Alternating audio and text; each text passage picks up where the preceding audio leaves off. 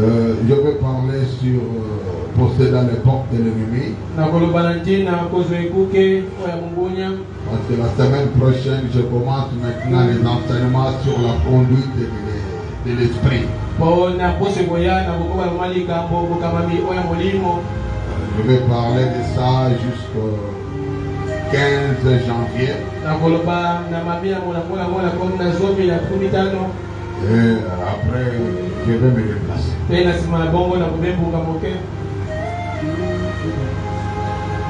Nous allons prendre nos Bibles dans Genèse chapitre 24.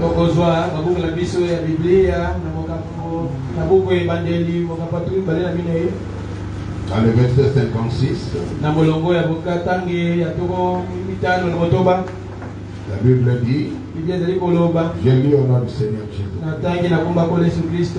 Il a répondu, ne me retarde pas, puisque l'Éternel a fait réussir mon voyage. Laissez-moi partir et que j'aille vers mon Seigneur.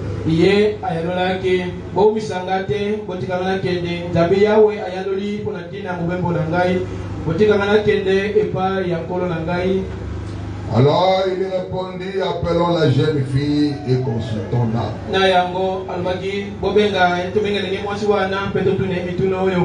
Il appela donc Rebecca et lui dit, veux-tu aller avec cet homme? Elle répondit, j'irai.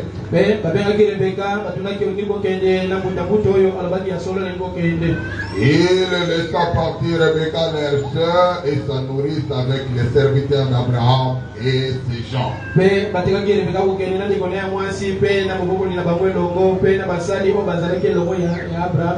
Il bénit Rebecca et lui dit, ô notre sœur, puis-il devenir des milliers et des milliards et que ta postérité possède la porte de tes ennemis.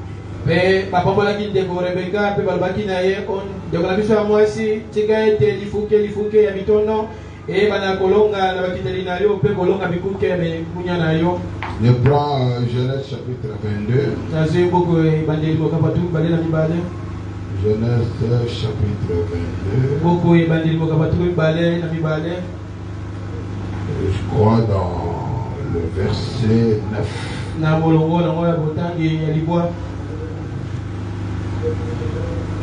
Genèse 22. Lorsqu'il fut arrivé au lieu que Dieu lui avait dit, Abraham, il leva un autel et rangea les bois. Il lia son fils Isaac et le mit sur l'autel par-dessus le bois.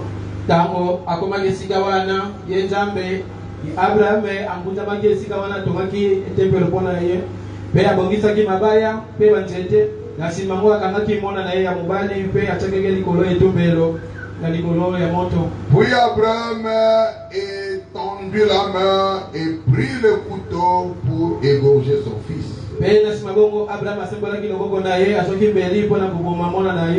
Alors l'ange de l'Éternel appela des cieux et dit, Abraham, Abraham, et il répondit, me voici.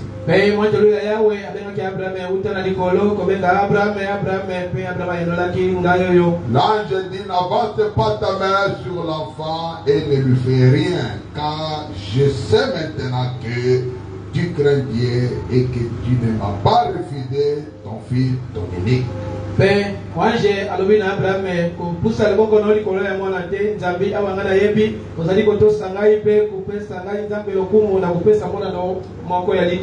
Abraham leva les yeux et vit derrière lui un bélier retenu dans un buisson par les cornes, et Abraham alla prendre le bélier et offrir un holocauste à la place de son fils.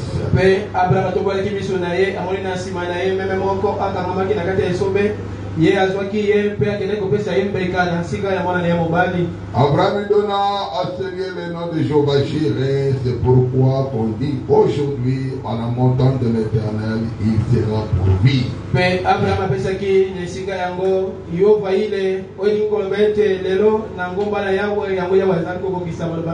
L'ange de l'Éternel appela une seconde fois Abraham des cieux. Et dit, je le jure par moi-même, parole de l'Éternel, parce que tu as fait cela et que tu n'as pas refusé ton fils, ton unique.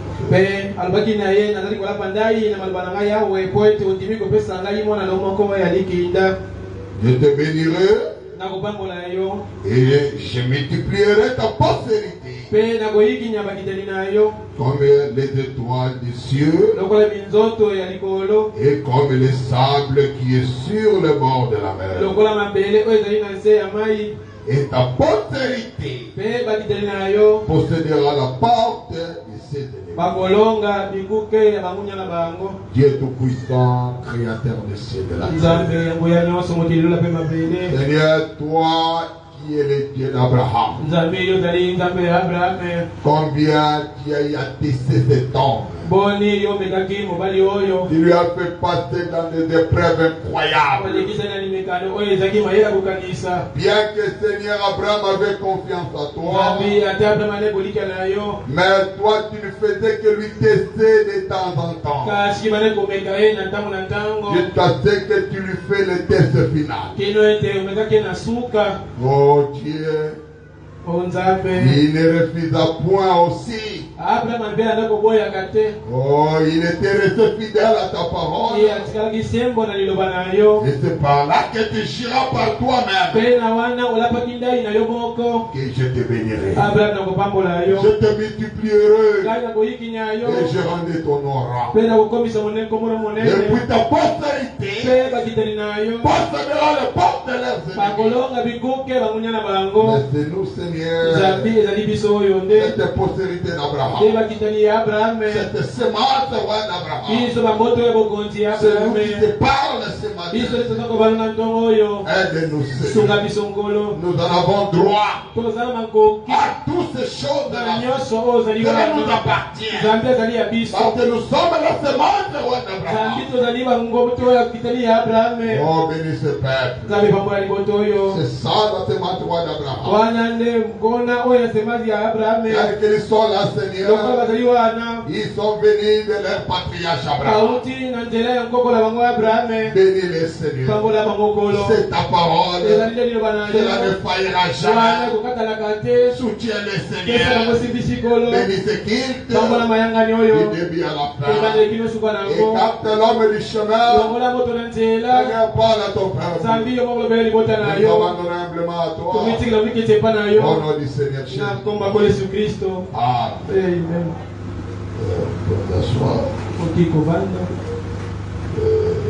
Je vais parler de ça le mercredi. Possédant les portes de leurs ennemis. Possédant les portes de l'ennemi.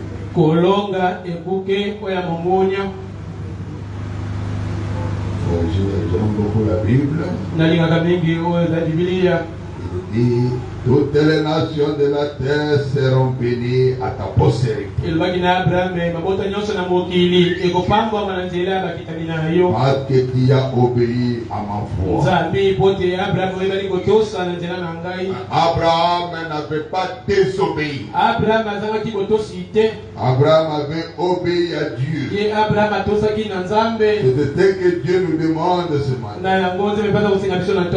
C'est dans la position de chacun de nous. Peu importe que les difficultés peuvent être grandes,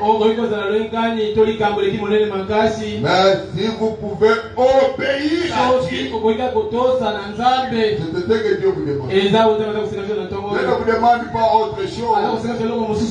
Il vous demande seulement l'obéissance à sa parole. Parce que lui, Dieu veut de vous. Abraham dit, tout ce qui nous arrive sur cette terre, des maladies, des problèmes, des difficultés, ce sont des tests que Dieu nous envoie. C'était ce qu'il avait fait avec Abraham. C'était ce que dit le frère Abraham. Le frère dit, les tests avant les portes promises. promise. Les portes, ce sont celles que Dieu voulait leur donner. Mais il devrait y avoir des portes, des épreuves, des tests. C'est Dieu qui testa Abraham. C'est pour que toi et moi aujourd'hui, si Dieu peut nous tester seulement à quelque chose, vous n'allez pas accepter ça. De la refuser. Comment est-ce que j'ai attendu cet enfant pendant 25 ans? 25 ans! Je n'avais pas cet enfant qui a été promis. Et après 25 ans, j'ai mon fils. Et Dieu descend. Vous me demandez cet enfant-là en sacrifice. Je ne peux pas le faire.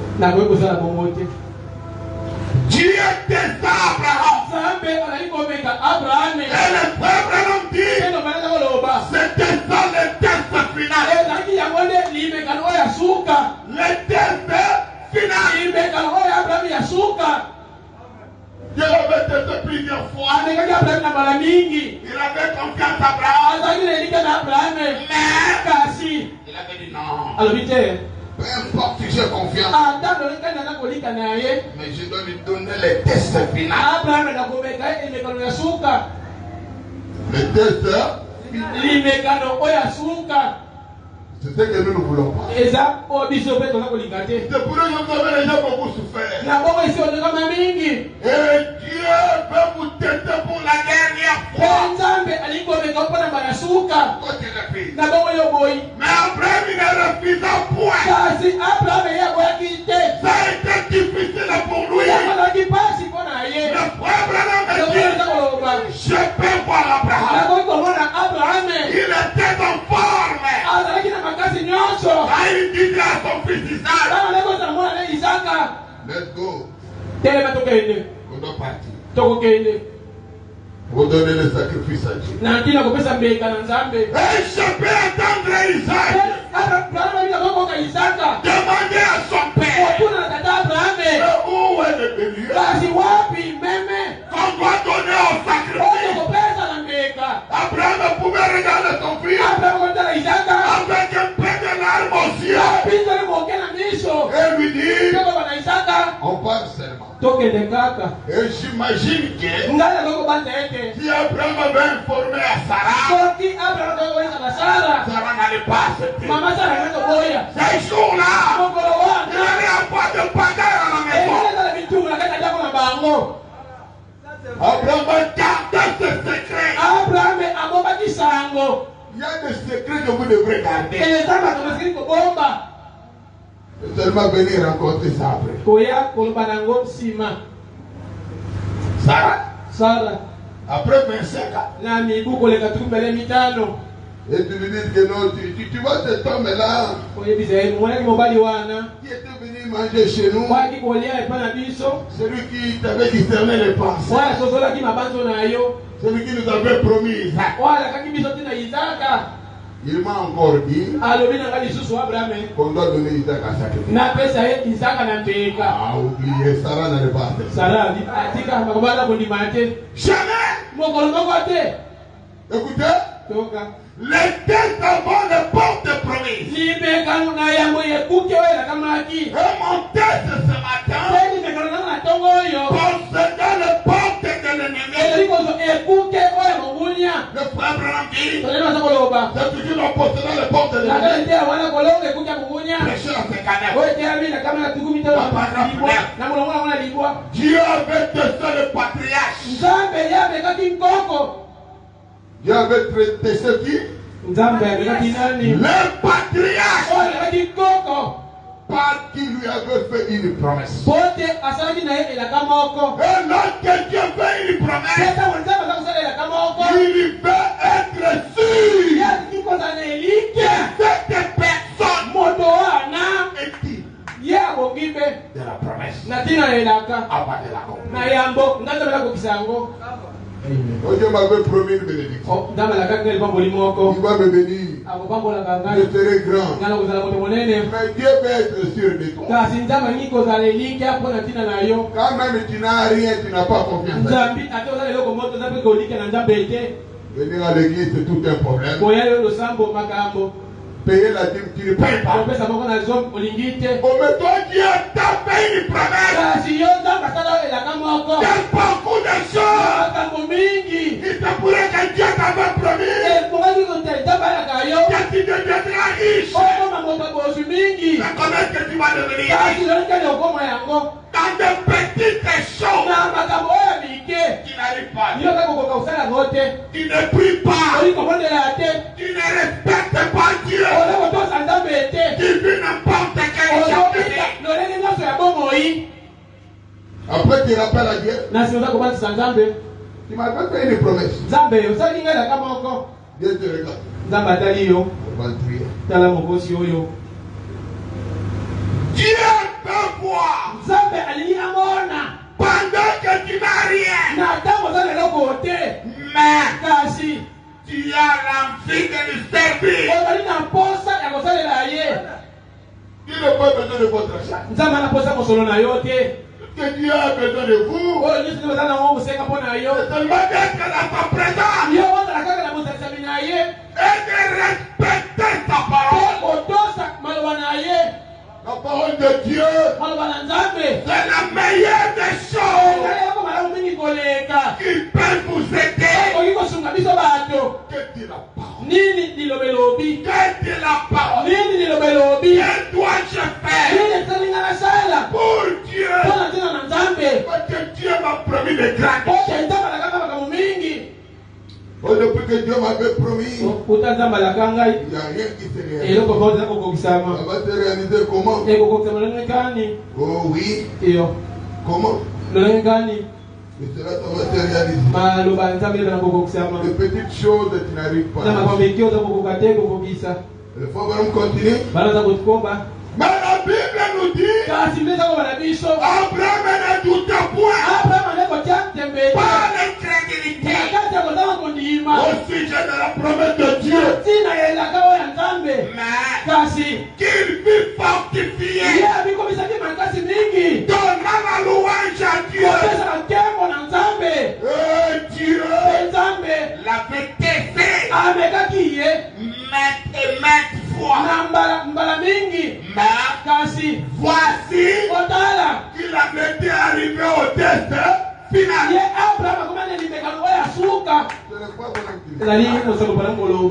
Abraham était arrivé au test final avant la bénédiction. C'est-à-dire que Dieu va te tester. Mais si tu ne veux pas ça, tu vas suivre, comme on dit, court chemin. Tu vas aller vendre ton droit de l'esclavage. Là, vous allez abandonner Dieu pour avoir des richesses. Mais si tu veux être béni, voilà le chemin. Le chemin de la bénédiction s'appelle des prêtres et des tests. On dort ou pas maintenant? Je vous prêche pendant 45 minutes. Attendez, vous allez dormir après.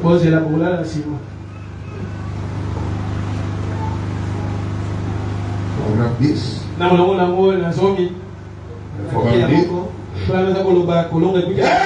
l'enfant de même pour toute la semence d'Abraham. Acceptez la semence d'Abraham. Qui croit à ça? Et je suis la semence d'Abraham. Et Papa me dit, il en va de même pour toute la semence d'Abraham.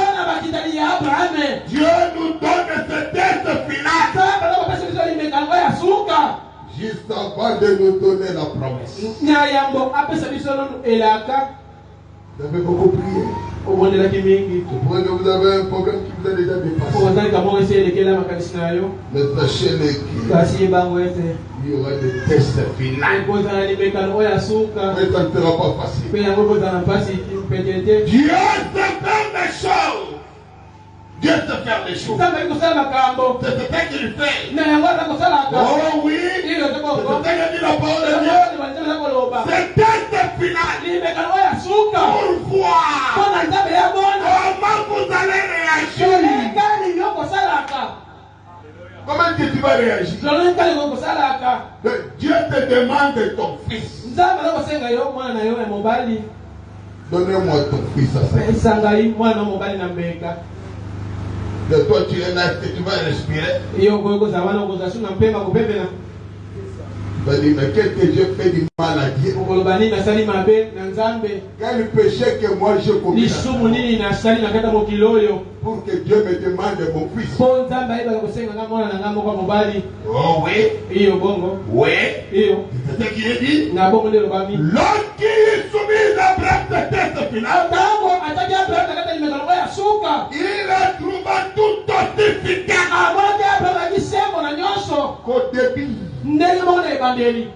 Abraham était déjà fidèle. Mais Dieu lui ajoute encore le test final pour être sûr de lui. Ce qu'il est. L'homme que je voulais faire confiance. Oh oui. Quelle bénédiction serait ce matin si nous qui prenons sa promesse que Dieu a fait, nous pouvons y rester tous fidèles. Restez quoi? Restez fidèles à Dieu. Le chemin du ciel, c'est pas facile. Je n'ai pas passé. Si c'était facile, tout le monde allait croire à ça. Le chemin du ciel aujourd'hui, c'est le message de l'air. Tellement que c'est difficile. C'est ainsi que beaucoup de gens ne peuvent pas croire. J'aime le frère Madame. La parole est tellement merveilleuse. Vous savez que le béni. Paragraphe 37. Il dit,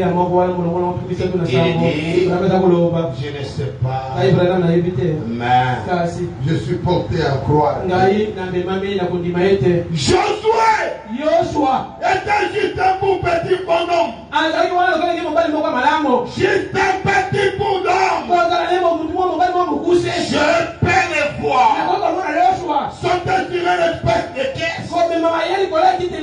Et dit, oh mes frères, à 2 millions de gens, nous sommes plus capables de le vaincre. Mais c'est ce que Josué avait dit. C'est ce que Josué avait dit. Nous sommes plus capables. Et le peuple me dit, pourquoi? Parce que Josué croyait à la semence d'Abraham. Il avait une grande promesse. Toi, Josué, tu posséderas les portes de tes ennemis. Quand Josué les regardait, ils sont plus de 2000. Je n'ai même pas perdu. Josué les regardait comme ça. Ils étaient les géants de la terre. Ils pouvaient marcher sur Josué, mais gratter comme des crapauds. Mais Josué, il était la semence d'Abraham. Il les a regardés. Il a dit, ce sont des incirconcis. On va le tuer. Vous voyez ces Jéricho ici. On va le faire tomber. Quand Dieu a regardé le cœur de Josué, il a dit, ah, j'aime des gens comme lui. Bon, je vais descendre pour les secourir. Et du coup, les généraux de l'armée céleste qui Josué l'a regardé. Il a dit, oh, Dieu de quel côté? Je suis venu pour vous. Je suis venu pour vous. Écoutez, voyez-vous pourquoi c'était là? Il est d'Abraham. Joshua, c'était la semence d'Abraham. Là, vous craignez trop. Vous avez tellement peur.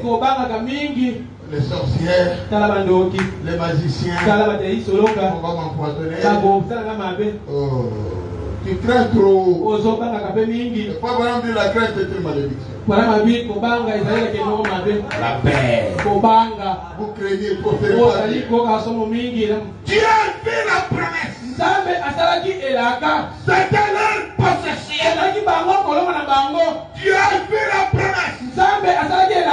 Quelle que soit l'opposition, la précédente d'Abraham, il disait, nous pouvons nous emparer parce que Dieu nous les a donnés.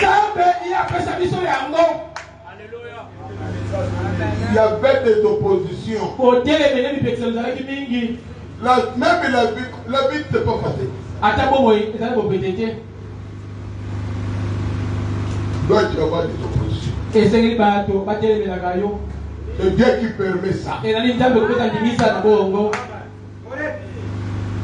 ne faut pas aimer la facilité dans la vie.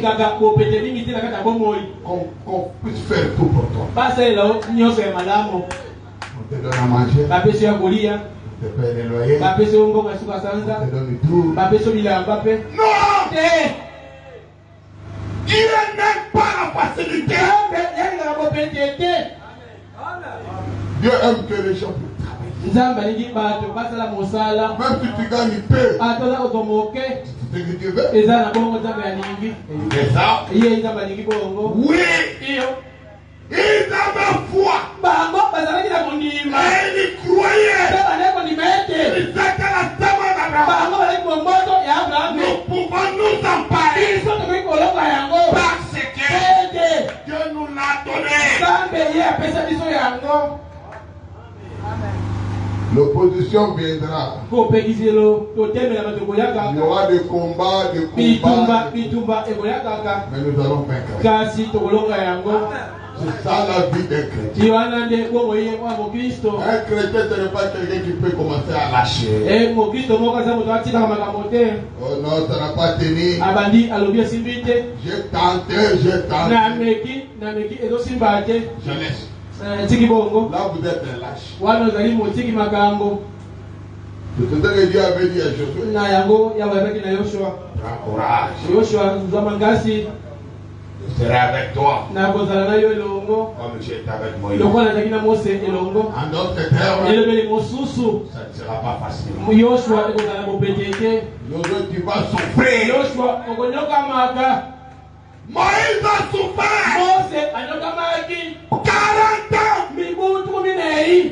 désert. C'est son beau-père Jétro. 40 ans de la souffrance. Ce n'était pas fini. Dieu lui encore. Prends tes pains. Ça va bien. Sur le chemin, 40 ans encore. Vous n'êtes pas arrivé à la terre. Est-ce que Moïse était arrivé? Mais il avait fait 40 ans entier de marché. Oh Dieu, quand est-ce qu'on arrive? arrivera. Oh Dieu, quand est-ce qu'on arrivera? Cette église a fait tellement bientôt 5 ans. Vous êtes déjà fatigué. On va plus contribuer. Vous contribuez plus. Non, on a beaucoup contribué là-bas. Vous êtes à l'école. À la place d'avoir même une initiative de contribuer l'argent pour qu'un jour vous achetez. Même $1. On ne peut plus les faire. Payez le loyer de l'école. Non, on n'a plus d'argent. C'est le pasteur qui va commencer à écoutez. Oh, j'aime beaucoup les frères. Moïse! Il a fait 120 ans. 40 ans en Égypte. Mais il savait que c'est moi qui va libérer. Mais comment? J'attends que Dieu puisse. Pendant ces 40 ans, Moïse, il a fait quelque chose de mauvais. Il a tué l'Égyptien. Parole à regarder. Toi, Moïse, on prépare que tu deviennes le futur pharaon. Tu deviens le camp. Je ne veux pas que tu. Je ne veux pas que ton sang. Prenez-lui. Mettez-lui dans le désert. 40 ans. Moïse avait 80 ans. C'est par là que Dieu te descendu. Moïse va libérer mon père. Encore 40 ans. Tu te retrouves à la montagne. En train de prier. C'est par là que l'ange était venu. Moïse est parti. Paragraphe 39, 38. Voilà votre position ce matin. La position de l'église ce matin. Voilà la position de l'église du Dieu vivant. Peu importe ce que les autres disent, que les médecins disent, quoi que ça soit, ce que l'incroyant dit. Ils sont nombreux et ils contredisent la parole. Ce que l'incroyant dit, ils ont largement les tailles à faire face à tout ce qui se présente devant nous. Nous n'avons pas de force. On ne saura pas. On ne saura pas. On ne saura pas. Cela devient une chanson. Si je vous dis, il faut aider un frère ici. Il a un problème de loyer. Trouvez-lui 300, 400. Contribuons nous tous. On peut aider notre frère. Après qu'il. On ne saura pas. On ne saura pas.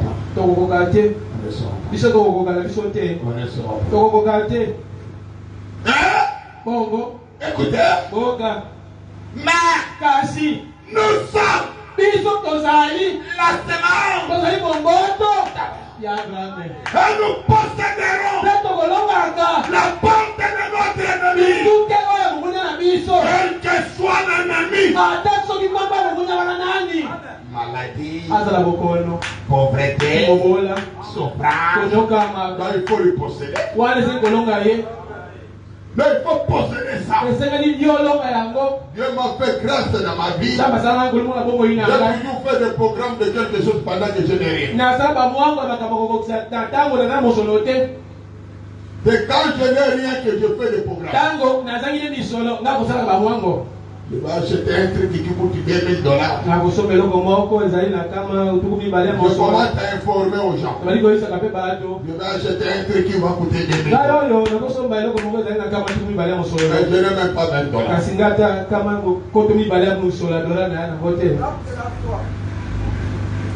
C'est comme ça que depuis ma naissance, j'ai grandi comme ça.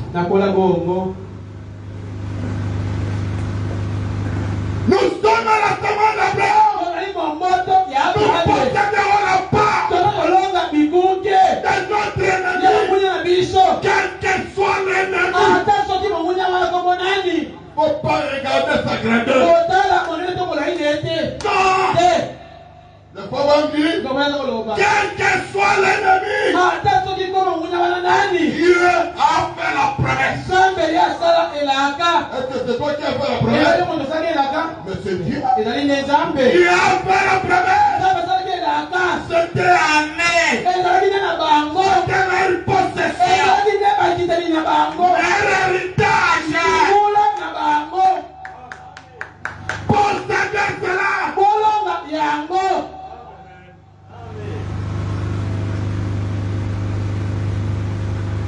C'est ce que les femmes ont dit.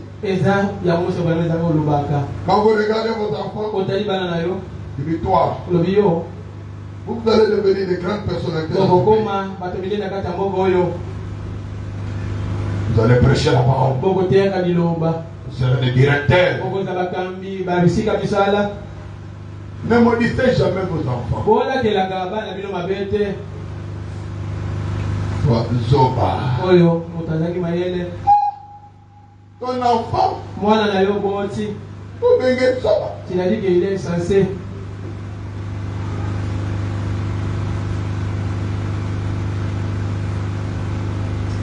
La guérison est à votre possession. Les salis à votre possession.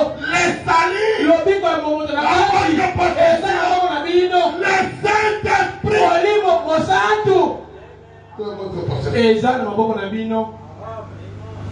C'est que vous croyez?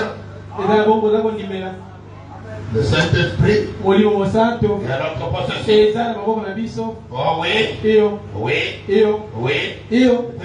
À des milliers de prédicateurs ainsi de suite. Dans le pays aujourd'hui disent, ce n'est pas vrai. Mais la semence d'Abraham, c'est que salé. Il passe à l'attaque. La demande d'Abraham, lui, ne voit pas le sac. Non.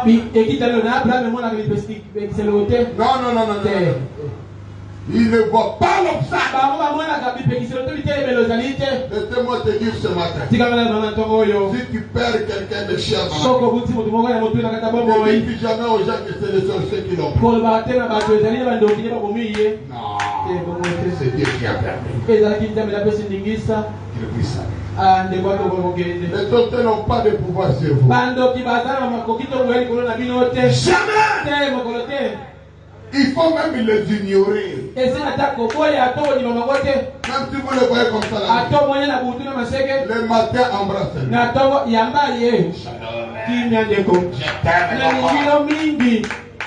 Lui-même sera surpris. Il dira celui-là vraiment.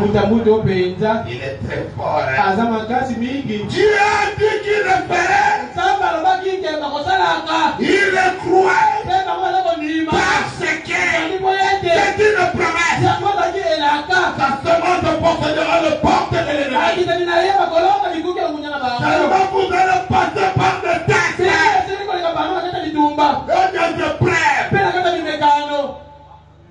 Vous allez posséder. Attendez-vous dans des tests. Et des épreuves.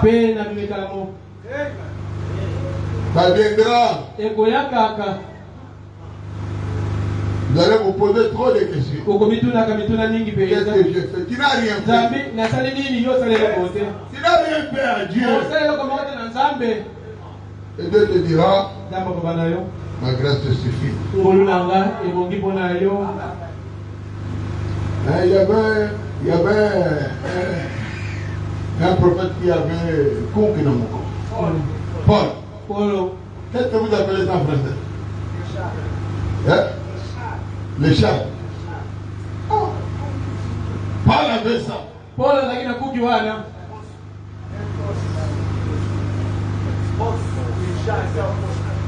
C'était boxe. Les chats. Il avait ça. Connaissez-vous que l'ombre de Paul pouvait ressusciter quelqu'un qui était mort? Son ombre est tellement. Mais Dieu a dit à Paul, ma grâce.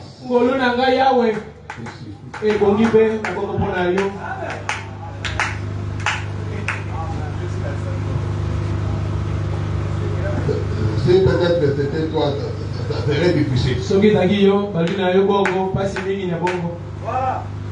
Moi je prie pour les malades. Oh Dieu, comment tu es capable? Depuis quand il était devenu capable?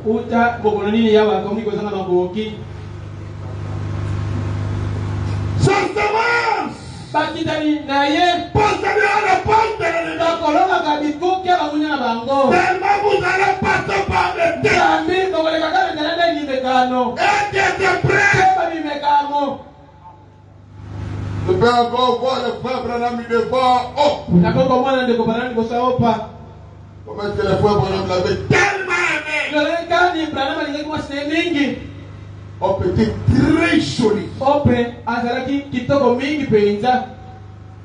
Je peux voir le frère Branham devant. Oh. Il a prié.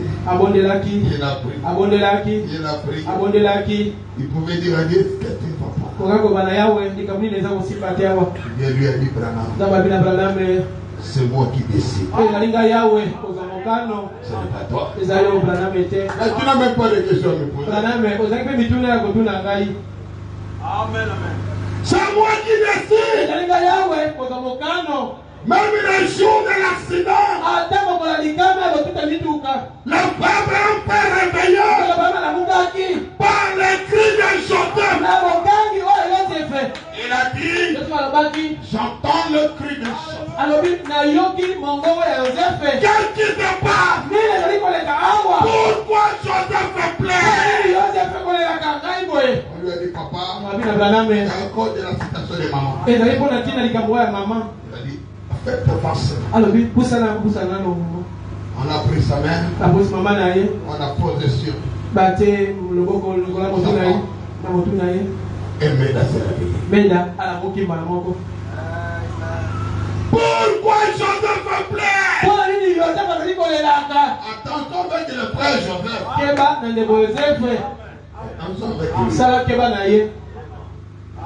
Ne parlez pas mal de lui.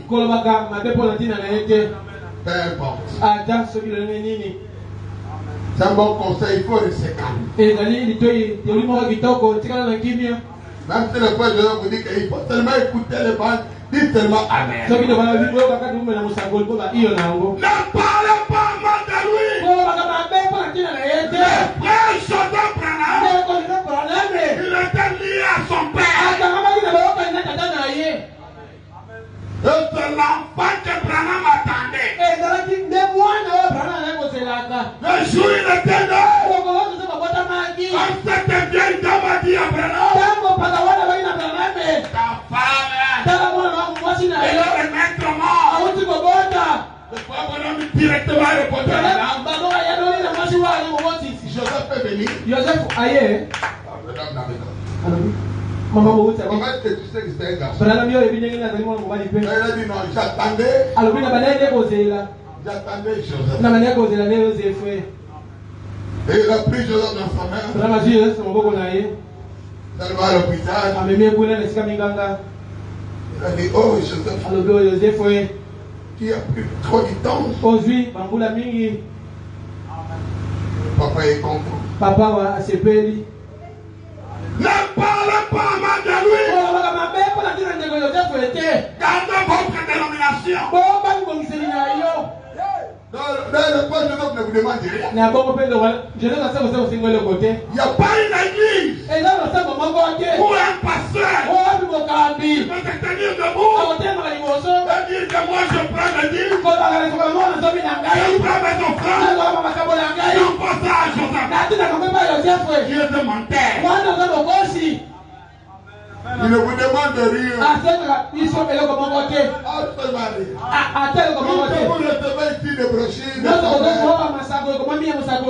ne vous demande rien. Un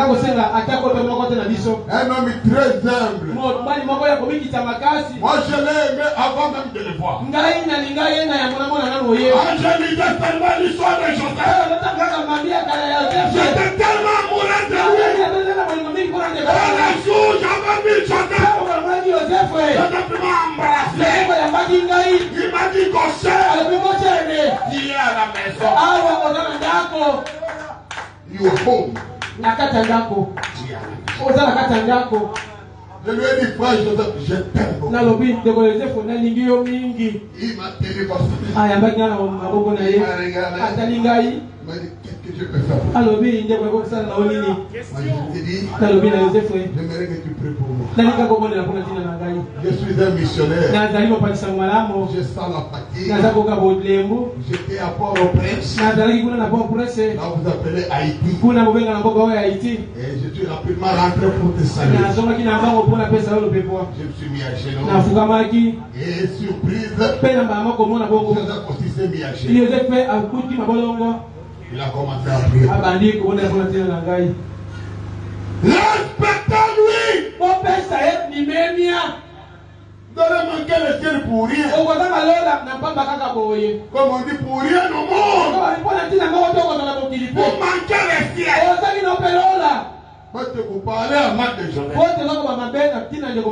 qu'est-ce qui vous a fait du mal? Le ciel, que vous croyez ou pas? Le ciel, c'est la personne de son père. Que vous croyez ou pas? Voilà. Il n'y a pas le ciel pour Branham. Le ciel c'est pour Jésus. Là vous rêvez. Le frère Branham lui-même a dit, quand je suis allé là-bas, j'ai vu les saints. Ils sont venus pour m'embrasser. En m'appelant notre précieux frère. C'est toi qui n'étais pas venu.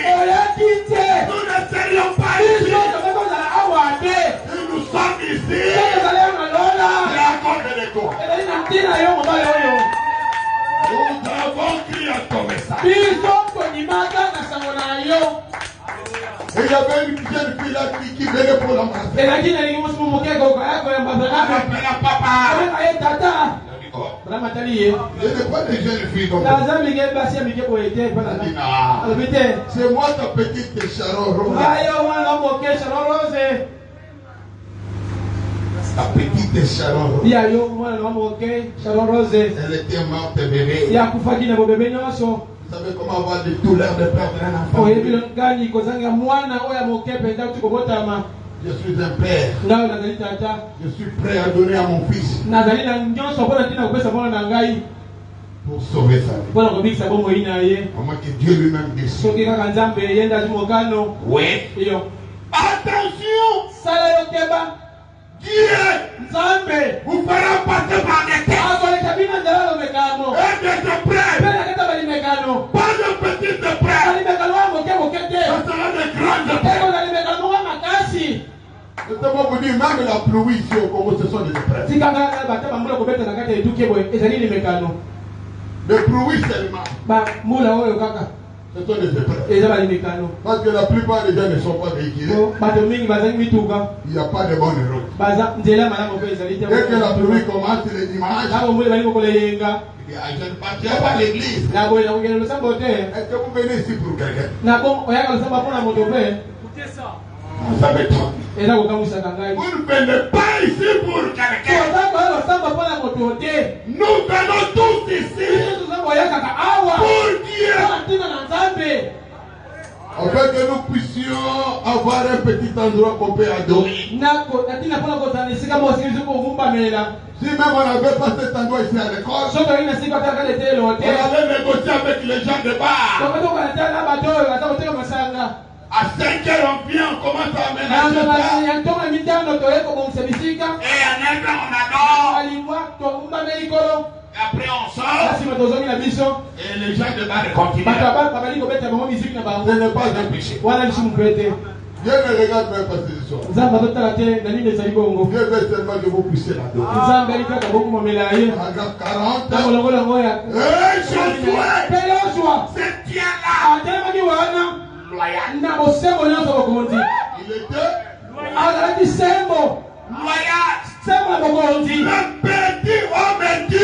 petit homme dit, peu importe combien, ils sont grands, peu importe qu'ils soient lancés, combien haute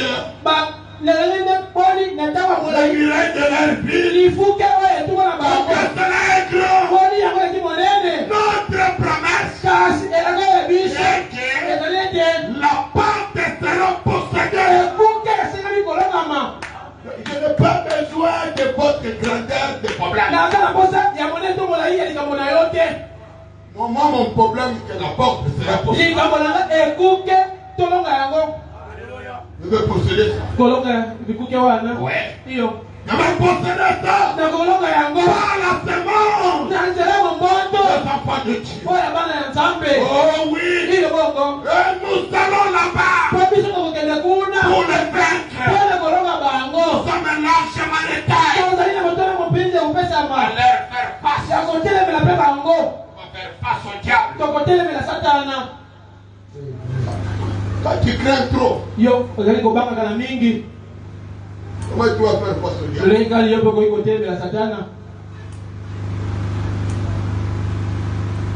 Je suis en train de regarder dans mon téléphone. Je vois dans le pays en Asie. Comment les esprits se promènent la nuit. Et une maman s'est réveillée. Parce qu'elle entendait un peu de bruit.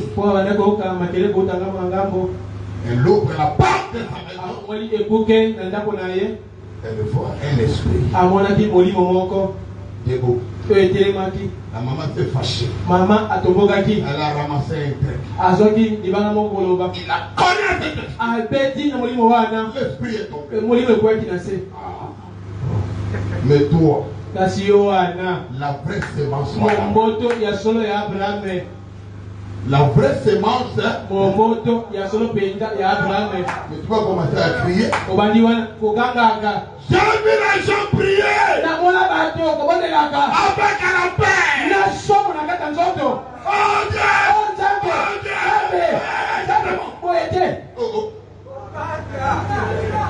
Vous pensez que le diable va fuir à cause de ça? Non. Le diable ne peut pas fuir à cause de ça. Quand vous êtes devant le diable, si vous avez porté vos lunettes, il faut d'abord enlever ça. Regarde-lui bien. C'est toi, mon père. Un voleur. Aujourd'hui, tu vas le regretter. Il a commis l'erreur de partir. C'est une erreur que tu avais commise. Que tu passes par ici. Cet endroit m'appartient. Moi, je suis de la semence de roi Abraham. Oh, laissez-moi vous parler de Shanghai. Alléluia. Shanghai. Un petit boudin. Ils ont fait les récoltes toute l'année. Ils doivent magasiner leurs histoires. Ils vont manger. Ils vont se battre. Et Shamgar sort comme ça. Il voit de loin 600 Philistins. Des guerriers. Et vrais combattants. Bien élancés. En train de venir. Et pendant qu'il marchait, la terre faisait tout. Shamgar a dit là. Vous vous trompez. Aujourd'hui, je vais vous tuer. Aujourd'hui, je vais vous tuer. Le pauvre homme dit, je peux voir le petit Shamgar. C'est un petit mince, un peu de courte taille, en train de dire à la foule là, venez, je vais vous tuer aujourd'hui. Et je peux voir le Philistin. Arrêtez un peu. Et regardez bien. C'est petit ici. Qu'est-ce qu'il lui promet aujourd'hui? Il nous promet la mort. Vous les avez tous tués. Il a ramassé seulement le bouillon de bébé. Un Dieu! Il a descendu! Il est entré dans cette petite pourquoi? Shamgar! Il avait pensé à Abraham. Shamgar a dit, moi Shamgar, je suis la semence royale d'Abraham. Je suis son Philistin.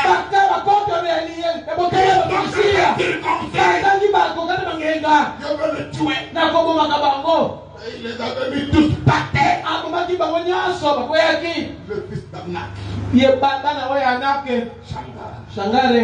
C'est ainsi qu'on a parlé de lui. Pourquoi pas être comme lui? Père. La paix.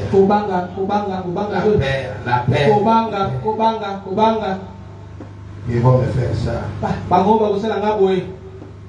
Ils vont me faire ça. Non. C'est ce que nous chantons. Vous chantez, vous ne comprenez pas. Mais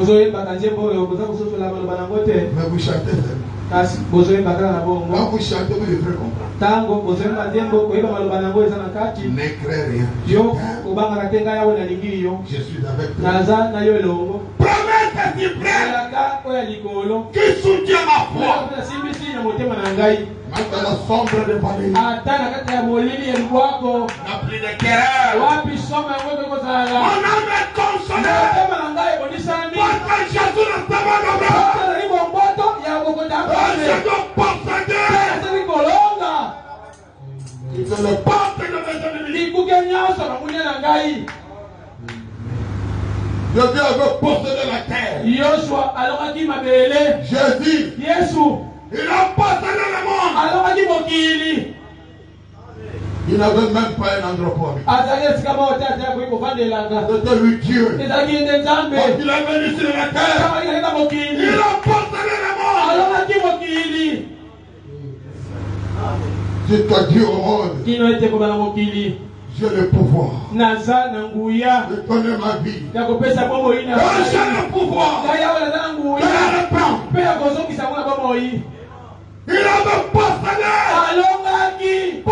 aussi le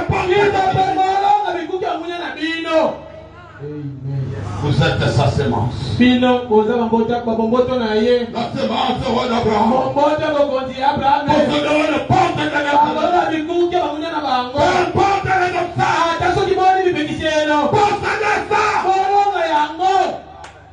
il faut diable qui Tu vois tous ces problèmes qui vont créer en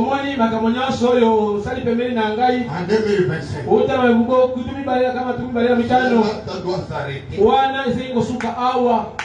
Je ne vais plus te voir sur mon chemin. 2026 c'est pour moi. Ça va être l'année de succès. Et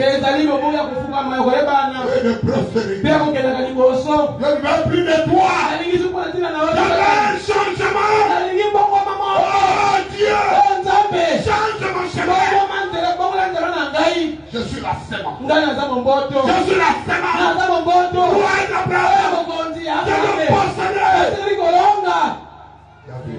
David, il avait poussé. Pourquoi? C'est parce qu'il croyait en lui. Il était la sémence. Le roi l'a regardé. Il a dit, fils, tu veux faire face à cet homme? Tu n'as jamais entendu parler de Goliath. David a dit, tout ce que je connais de lui, c'était des circonstances. Je ne connais rien d'autre de cet homme. Et tout ce que je connais de lui, c'est un circonstance. Il n'a pas droit à insulter l'armée de l'Éternel. Le péché qu'il a commis, c'est parce qu'il a insulté l'armée de l'Éternel. Aujourd'hui, sa tête est de la mort. Quand on a présenté David devant Goliath, le frère dit, je peux voir le petit David, et je peux voir le géant Goliath en train de dire, pourquoi vous avez sacrifié cet enfant? Pourquoi? Saoul, qu'est-ce qui te prend? Pourquoi sacrifier ce pauvre? Et je peux entendre David lancer le cri à Goliath. Toi, incirconcis, aujourd'hui, tête sera coupée. Toi, tu as insulté l'armée de l'Éternel. Tu n'as pas de pardon. Le Dieu te descend pour agréer sa parole. Dieu est entré dans cette petite pierre. Les 5 pierres que David avait dans son chemin. Que Dieu était là. Les petits 5 pierres. David a lancé ça. Oh! Le frère Abraham dit, je peux voir le Dieu du ciel. Quand David a lancé la pierre, Dieu descendit. Il a pris la pierre. Lui-même il le conduisait cela. Jusqu'à la tête de Goliath. Et le grand Goliath était tombé. Il faut que tes ennemis. Celui qui cherche ton malheur, il faut que les temps. J'ai prié le Seigneur. J'ai dit, oh Dieu, dans la lettre c'est pas voir 2026. Quel est temps? Quel est temps? Les grands Goliath étaient par terre. Et le petit David a couru. Il a pris le couteau de Goliath. Et il coupa sa tête. Il a soulevé ça. Tout le monde avait peur de David. Il commence à parler au roi lui-même, Saoul. Il avait peur de David.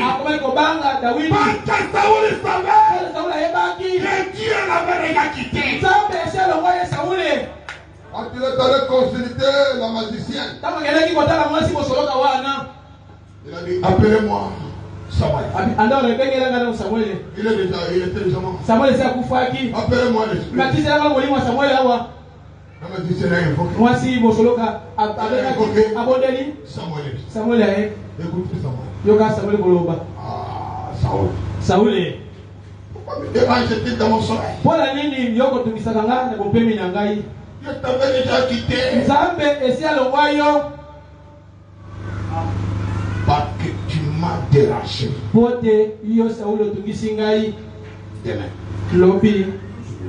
Ola esiko nazali. Je suis dans les portes de l'ennemi. Kolonga bikuti bamunya. Paragraphe 38. Na molongo na mona tungisa na mwambe. Nous sommes dans la semaine d'Abraham. Et nous posséderons la part de notre ennemi. Quel que soit l'ennemi. Titi, on a fait la différence. Oh, j'ai le cancer. Oh, j'ai le sida. Oh, ce sont des portes. Il faut les posséder. Dites ce cancer-là. Toi, cancer. Toi, tu n'es qu'une porte. Toi, le sida. Toi, tu n'es qu'une porte. Aujourd'hui, je dois te posséder. Oh oui. Oh oui, mes frères. Oh oui. Dieu a fait la promesse. C'était l'année. C'était leur possession. Mais la promesse de Dieu est valable pour toutes les portes. Toutes les portes. Oh, volet. Impudicité. Maçon. Tout. Dites ça aujourd'hui. Toi, tu n'es que la part. Aujourd'hui, je finis avec. Je termine. Écoutez. Oh Dieu. Il possédera le pas de son ennemi. Cela règle la question.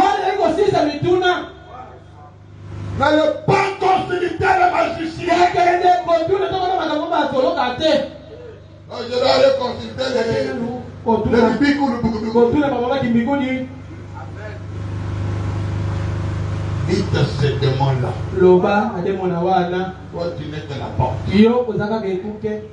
Aujourd'hui, tu seras possible. Oh oui. Oh, c'est grand. C'est tellement merveilleux. Oh, c'est ce que dit le prophète. Oh oui.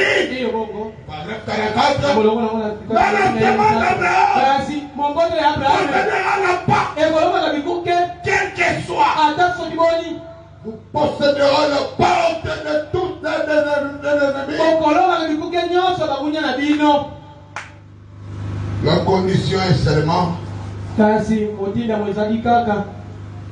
de croire que vous êtes vraiment cette semence. Si vous êtes cette semence-là, il n'y aura rien qui pourra. Absolument rien. Et rien, mon frère. Oubliez ce que les gens disent. Oh, tu vois tel que tu es là. Tu es bloqué. Il faut rentrer au village. Aller payer autant. Donner autant. Pour te libérer. On te ment. Quand vous allez faire un tour au village, on va te donner la sorcellerie. Toi, tu as la parole. Possède ça. Possède ça, mon frère. Possède ça. Oh oui. C'est tellement merveilleux. Dans le message, posséder la porte de l'ennemi après les épreuves. Prêchez les 23 Josué, ça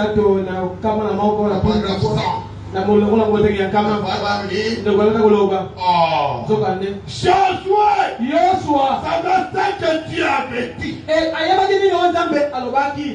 Vous ne savez pas ce que Dieu vous avait dit. Josué savait. Il a été la postérité d'Abraham. Vous voyez, il a dit, j'y crois. Je crois que Dieu nous a donné le pays. Et nous sommes plus que capables de nous emparer. Je ne vois pas. Pas de obstacles. J'avais dit à un frère, même si Dieu me laissait avec deux brebis, je prêcherai ici comme je prêche à mes personnes.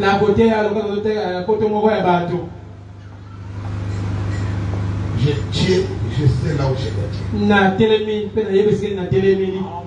C'est ce que dit la parole de Dieu. Tenez-vous tranquille. Sachez que je suis. Josué a dit, je crois que Dieu nous a donné le pays. Et nous sommes plus que capables de nous emparer. En effet, il a tenu ferme devant le peuple.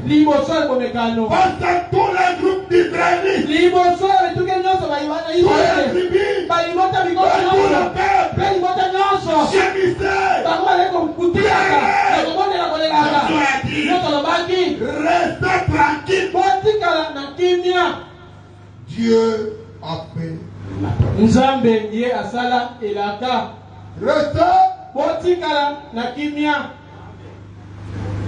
Restez tranquille. Sachez que Dieu a fait la promesse. Je ne mets pas au monde. Reste tranquille. Pas avoir trop d'hésitation. Pas suivre ce que les gens font dans les net. Faut voir ça. Faut voir ça. Reste tranquille. Ce que je suis dit. Il avait déjà fait la promesse. Je n'ai pas le travail. Mais j'ai étudié. Reste tranquille. Sachez que je suis Dieu. Un bon matin, le soleil te réveillera. Quelqu'un va te contacter. On a besoin que les tours. On a besoin seulement de. Mais je n'ai pas assez de capacité. On a besoin seulement de. Reste tranquille. Et sachez que je suis Dieu.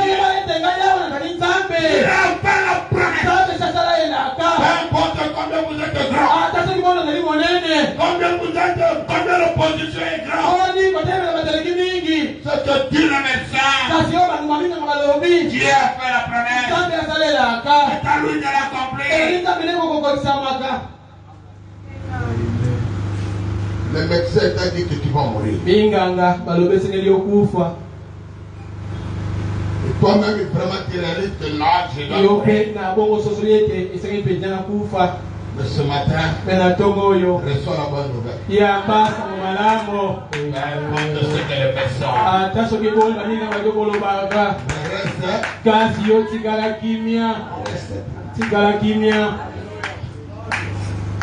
Reste tranquille. Quand il fait, quand il arrive au fleuve, il a posé la porte. Oh oui, c'est ce qu'il a fait. Jéricho, barricadé comme une tortille. Tortille dans ta carapace. Quand il fait, il a posé la porte. Toi, Jéricho, tu seras tombé. Toi, Jourdain, tu vas te séparer. Je ne regarde pas de l'obstacle. Les obstacles vont vous tuer. Depuis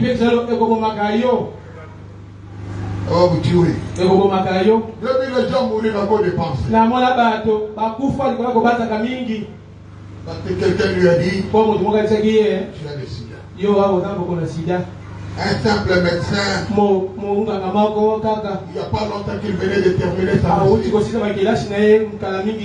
Il tombe entre tes mains. Il te dit, toi là, les bibons que je vois là, ça te donne des symptômes de sida. Tu n'as même pas fait l'examen de sida. Directement, tu as perdu 10 kilos. Tu rentres à la maison, tu te mets devant la toilette, pendant 20 minutes, tu confirmes. C'est le sida.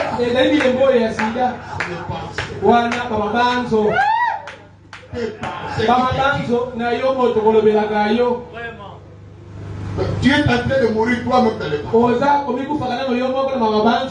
ne concerne pas Dieu. Paragraphe 54. Demain même jour, quand son ennemi essaiera d'en parler de lui, il a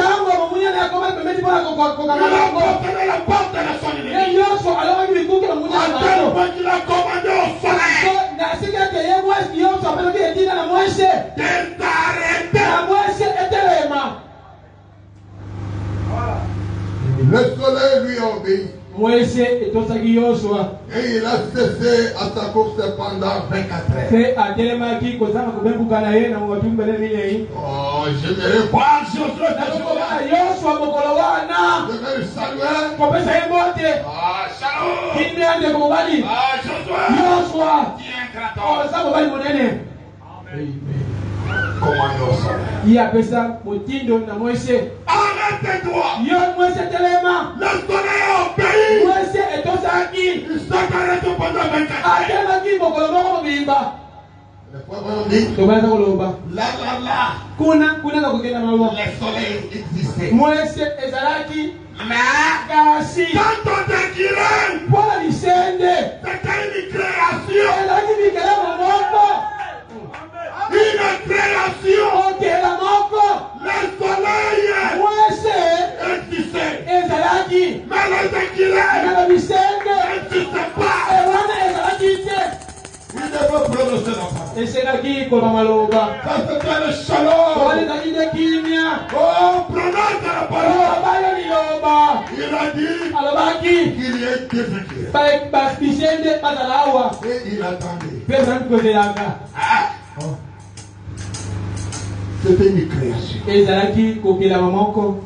La parole de Dieu, il faut connaître. Si vous ne connaissez pas le message, vous allez insulter le Dieu du message un jour. Sans le savoir, vous insultez Dieu. Quand on va vous dire, la déclaration que tu faisais là, tu as insulté Dieu. Moi, je ne savais pas. Il faut connaître le message.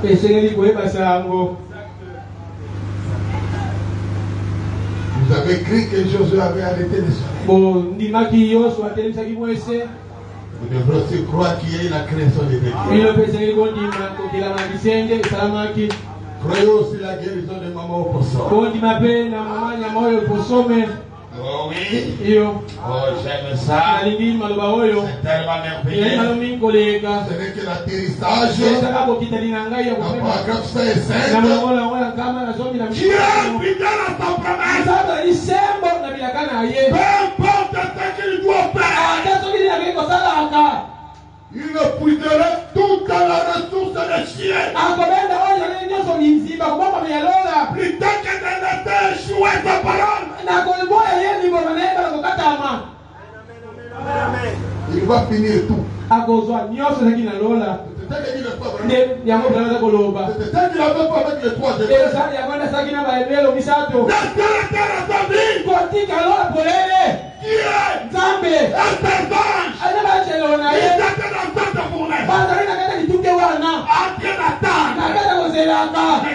est l'ardeur de la foule a été chauffée 7 fois. Tango, lituke, etona makina makasi mingi ya moto malasambo. Qu'est-ce que Dieu a fait? Nini nzamba salaki. Il a épuisé toutes les ressources ici. Asi seki litomba bali nyonso seki na lola. Si c'est pour accomplir son plan. Pona ntina ga yaiba kokotema na banaye. Dieu est capable de le faire pour vous. Nzamba na ntina ba mpe kusela pona yo. Tout est possible à celui qui Yote zali na koke kusema na za kundimaka. croyez vous le verrez ça. Soki ondime ko mona ko sala maka. Il n'y a rien qui soit difficile à Dieu. Ezali ko mata ko za pasi muso na Nzambe. Dieu est ici Nzamba zali awa. dans sa parole. Kata ni banaye. Il n'a jamais fait une promesse Nando kata batena ya kamoko. et qui ne peut pas le tenir. Oya sala la kasi sali ko Je kokisha suis yango. le Seigneur qui te guérit. Ya taliko komisa na De bokono. toutes tes maladies. Na bokono nyonso. Oui. Iyo. Tu déposes le monsieur le malade. Soki otima bokono ni wala beli. Ceux-ci seront guéris. Bango na bakobika na Si bokono. tu peux le croire. Soki okeka kondima. Le croire. Ndima. Tout est possible. Yele na makoki. À celui qui Na croit. ngana ko spindimaka. Tout est Yesu na ko salama. possible. Na ndani ya liko ndima. Amen. La vraie semence. Momoto ya solo penza ya Abraham. Il doit posséder les portes de la Esenge balonga bikuke ya kunya bango. Tout est possible. Nyanze ko iko salama. À celui qui Na croit. ndani ya liko ndima. La parole 112. Na katelite ya wana kama mako na zomi libale. Et maintenant, Ka sasa hivi. nous sommes plus que vainqueurs. Biso tozali balongi na nyonso. Nous avançons. Biso tozakokende liboso. Nous avançons Tozakokendaka liboso. simplement vers cela. Nzambi na kaka bolongi wana. En tant qu'héritier, Tozala biso bayembole. plus que vainqueurs. Oyo balongi na nyonso. Maintenant, Sasa hivi. nous avons affaire avec un ennemi vaincu. Tozali na mosala kosala na munya moko esi alongama. Un ennemi vaincu. Munya moko esi alongama. Il nous a vaincu. Ye esi alongama. Ce jour-là, la croix, Mokolo wana na libaye kubusu. quand le maître était là, Tango kuma sakaki wana. il avait crié, Akangaki. oh Père, O tata. j'ai tout accompli. Nzambi na kokisi nyonso. L'ennemi Momunya. a été vaincu. Yesi alongamaki. Voilà celui que vous combattez. Tala nani boza kubunda naye. Il a été déjà vaincu. Yesi alongamaka. Ce jour-là, au bord du calvaire, Wana libaya ikulusu. il a rempli la force. Asasi na makasi Il ite. a été terrassé. Esi apatamaki. Et Jésus a crié, Yesu alongamaki. j'ai tout accompli. Yayo akokisi nyonso. L'affaire était terminée. Mosala esilaki. Dites à cette maladie, Lobana bokono wana. dites à ce problème, Yebana likambo wana. cette difficulté, Yesa na kasi wana. cette tourmente-là, Kopito kutumsama wana. c'est de toi Yebisa yeyo. qui n'est que menteur. Oza kaka mokosi. Tu as été déjà vaincu. Yo esi olongamaka. Tu n'as plus de place. Oza na esika mosusu awa te. Ici, Awa. c'est pour Dieu. Eza mpona Nzambe Je ekokobika. n'ai plus le temps pour toi. Azaki na ntango mpona yo te. Je n'ai le temps pour Dieu. Aza na ntango ne mpona kobika na Nzambe. Je dois servir Dieu. Azaki kosalela Nzambe. Vivre pour Dieu. Kobika mpona Nzambe. Travailler pour Dieu. Kosala mpona Nzambe. Jusqu'à la fin de ma vie. Kino na suka ya kombo ina yanga mokili. Tokokotelema. Amen. Après ce manteau, Abraham, Oyo bambongoto ya sopenda ya Abraham. il doit vaincre. Bango basili kolonga. Le frère Abraham dit, Tomana koloba. c'est ça mon souhait. Ezali wana baposa na ngai na ntongo oyo. Vous devrez vaincre les Bino dieux. basili kolonga ba Satana. Vous devrez le vaincre. Bosili penza kolonga ye. Peu importe sa Ata grandeur. soki boni makasi na ye Vous devez tumonene. le vaincre. Bosili kolonga ye. Tu dois le vaincre. Bosili kolonga Tu ye. dois le vaincre. Bosili yolonga ye. Et ton diable, Bana Satana. qui n'a plus de force, Oza soki makasi ite. qui a été déjà vaincu. Yo si olongama. Moi, Nayo. je suis la semence. Naza mongoto. Roi d'Abraham. Oya mokonzi ya Abraham. Je dois te posséder. Esengeli nalonga yo. Tu ne killes pas. Yo ozalaka ekuke moko. Tu ne killes pas. Ozalaka ekuke moko. Que je comprends. Esengeli naleka na yango. Peu importe ce que tu es. Ata soki boni ozali nani. Peu importe ta grandeur. Ata monene noboni. Peu importe ce que vous pensez de lui. Ata soki boni boza kobanda mpo na ngai. Il n'est rien. Yaza eloko te. Si ton diable ce matin Bana Satana ntongo oyo. n'a pas de malheur. Yo oza na ntina lisusu te. Honte à toi. Soni na yo. Qui a été vaincu. Yo si balonga yo. Il n'a pas de force. Oza na makasi lisusu te. Oh oui. Yo. Alors juste dans la prière. Soki bango mabondeli. On est Mabondela. Ere sanguine, altere,